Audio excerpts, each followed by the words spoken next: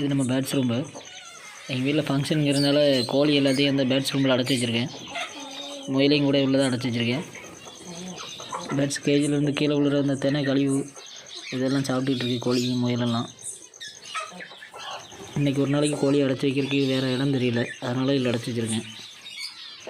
கோழியோட எச்சம் எல்லாம் கீழே ஒட்டாமல் இருக்கிறதுக்கு இந்த தெனை கழிவுலாம் நிறைய அள்ளி உள்ளே போட்டு வச்சுருக்கேன். இன்றைக்கி ஒரு நாள் மட்டும் இந்த கோழியெல்லாம் உள்ளே கிடக்கும். நாளைக்கு அவ்வளோத்தையும் திறந்து விட்ருவேன். அதுக்கப்புறம் பேட்ஸ் ரூம்லாம் க்ளீன் பண்ணிடுவேன். கோழி வந்து நாங்கள் ஆட்டுத்தூளத்தில் தான் வளர்த்துட்ருக்கோம். சுற்றி காம்பவுண்ட் சுவருங்கிறதுனால கோழி எதையுமே வெளியே விடாமல் தான் வளர்த்துட்ருக்கோம். ஃபங்க்ஷன் டைமில் யாராவது கேட்டை திறந்து விட்டாங்கன்னா கோழியெல்லாம் வெளியே போச்சுன்னா வழி தெரியாது. அதுக்கு கோழியெல்லாம் நாங்கள் வெளியே விட்டு பழக்கலை. அதனால் இந்த பாட்டு சத்தத்தில் ஏதாச்சும் வழி தெரியாமல் போகிறதுக்கு வாய்ப்பு இருக்குது. அதனால் வெளியே விடாமல் உள்ளே போட்டு அடைச்சி வச்சுருக்கோம்.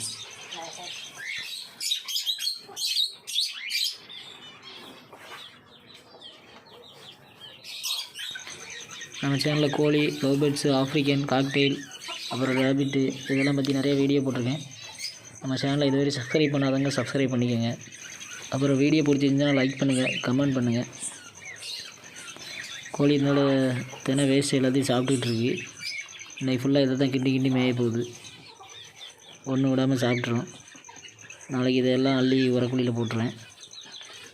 கோழியும் திறந்து விட்ருவேன். அப்புறம் இது வந்து இந்த மாதம் நம்ம ஆஃப்ரிக்கன் லோபர்லாம் பறித்து குஞ்சு. இது லுட்டினோவில் சிக்கு வந்திருக்குன்னு சொல்லி ஒரு வீடியோலாம் போட்டிருந்தேன். அதுதான் இது. நெக்ஸ்ட் அவுட் ஆகி வெளியே வந்துருச்சு. அப்புறம் இதெல்லாம் லவ் பேர்ட்ஸு, சாதா லவ் பேர்ட்ஸு. மேலே இருக்கிறது ஃபின்ச்சஸ்ஸு. லவ் பேர்ட்ஸ் கூட காக்டெயிலாம் வச்சு வளர்க்குறேன். கூட எதுவும் கொஞ்சம் சுத்தம் பண்ணாமல் இருக்குது. இனிமேல் தான் எல்லாமே க்ளீன் பண்ணணும். இது ஒரு காக்டெயில் பேர். இது வந்து ரெஸ்ட்டில் இருக்குது. ரொம்ப நாளாகவே முட்டை விடாமல் சும்மா தான் இருக்குது.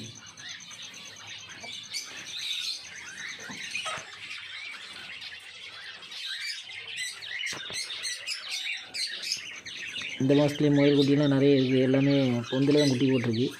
அதெல்லாம் அடுத்த வீடியோவில் காமிக்கிறேன்.